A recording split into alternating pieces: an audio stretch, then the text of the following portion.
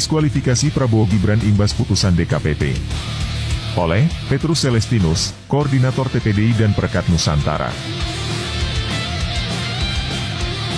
Putusan DKPP nomor 135, 136, 137, 141 PKI DKPP 12/2023 tanggal 5 Februari 2024 yang amarnya menyatakan Teradu Hasyim Asyari, Ketua KPU, Yulianto Sudrajat, Agus Melas, Betty Epsilon Idrus, Persadaan Harahap, Idam Holik, dan Muhammad Afifuddin, semuanya anggota KPU, terbukti melakukan pelanggaran kode etik dan pedoman perilaku penyelenggara pemilu. Berimplikasi hukum kepada tidak sah dan atau batal demi hukum status pencapresan Prabowo Gibran dalam Pilpres 2024. Alasan Majelis DKPP dalam putusannya itu adalah, karena berdasarkan penilaian atas fakta dalam persidangan, yang diperoleh dari keterangan para pengadu. Saksi, pihak terkait, keterangan ahli, bukti-bukti dokumen dan jawaban Teradu Hasyim Asyari, Ketua KPU, Yulianto Sudrajat, Agus Melas, Betty Epsilon Idrus, Persadaan Harahap, Idam Holik dan Muhammad Afifuddin, anggota KPU, maka DKPP menyatakan Hasyim Asyari dan kawan-kawan terbukti melakukan pelanggaran kode etik dan pedoman perilaku penyelenggara pemilu. Karenanya, DKPP dalam pertimbangan dan kesimpulannya memutuskan dengan putusan DKPP yaitu, menjatuhkan sanksi administratif berupa peringatan keras terakhir kepada Hasyim Asyari, Ketua KPU. Sedangkan komisioner KPU lainnya dijatuhkan sanksi administratif berupa peringatan keras. Keputusan progresif. Dengan putusan DKPP dimaksud, maka, secara moral legitimasi KPU telah mengalami kehancuran di mata publik. Dan untuk mengembalikan legitimasinya itu, maka KPU RI tidak punya pilihan lain, selain harus berjiwa besar mendeklar sebuah keputusan progresif berupa 1. Mendiskualifikasi pasangan Capres-Cawapres Prabowo Gibran sebagai peserta pemilihan Presiden dan Wakil Presiden 2024. 2.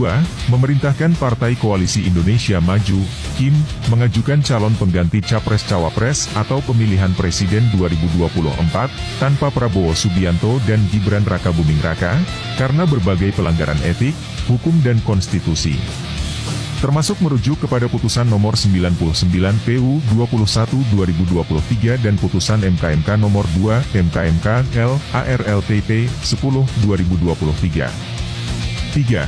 Menunda penyelenggaraan pemilu dalam waktu 2 kali 14 hari, terhitung sejak tanggal 14 Februari 2024, agar Partai KIM mengajukan calon presiden dan calon wakil presiden pengganti, akibat diskualifikasi terhadap Prabowo Gibran.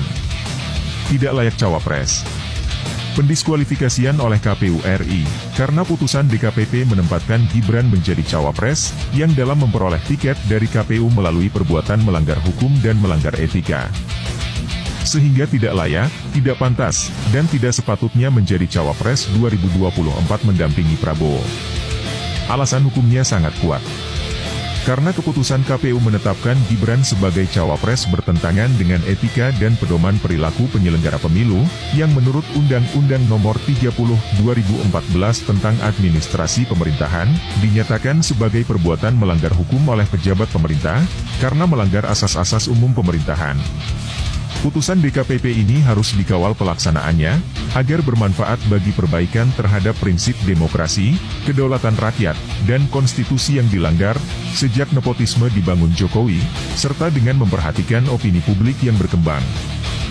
Terutama suara para sivitas akademika lintas perguruan tinggi negeri dan swasta, sebagai representasi para intelektual, cendekiawan dan ilmuwan Indonesia yang netral dan prihatin, akibat daya rusak yang ditimbulkan oleh dinasti politik dan nepotisme yang merusak partai politik, demokrasi, kedaulatan rakyat dan konstitusi.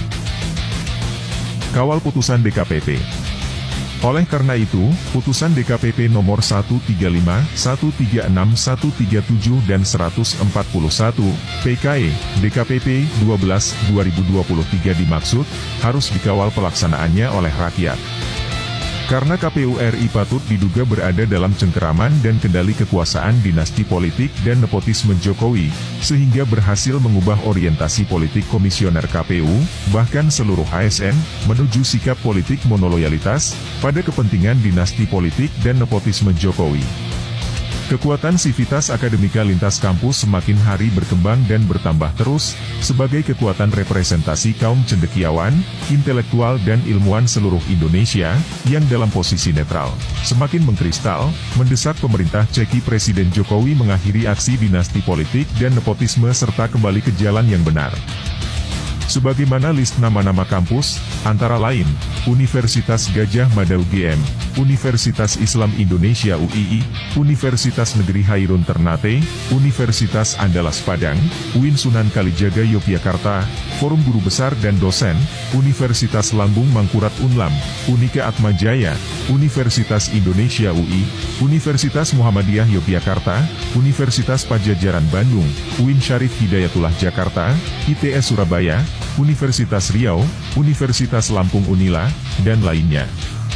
Ini adalah kekuatan real yang bergerak atas dasar rasa tanggung jawab moral, etika dan hukum, demi menyelamatkan Indonesia dari bahaya laten dinasti politik dan nepotisme Jokowi, yang saat ini berkembang dan berdaya rusak tinggi.